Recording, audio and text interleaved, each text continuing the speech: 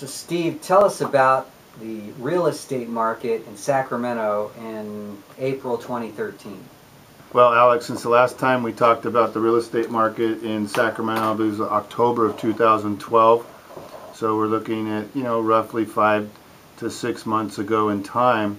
What's happened during that time is that we saw a nice little spike in value last year of about 15% overall for the year of rise in values, and they're projecting around a 10% increase in this year's values. And looking at the market on the MLS right now, I just pulled up Carmichael single family homes, 3-bedroom, 2-bath, what's going on in the market right now.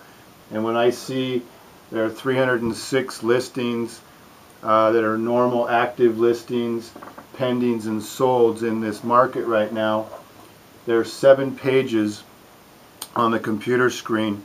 Only 1 page of them are active, only 1 page are pending, and 5 pages are sold statistics. And this only goes back to around October, which would be 5 to 6 months ago. So a lot of inventory is still clearing out.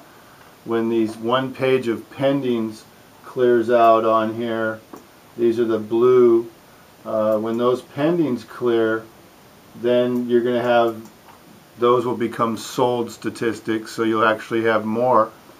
But there's only 1 page of active listings, so we still don't have a ton of inventory. It's very scarce out there. Listings are coming up, but they're generally being picked up before they even hit the market still. There's a lot of investment groups still trying to buy, and it's difficult for first-time buyers to still find a home.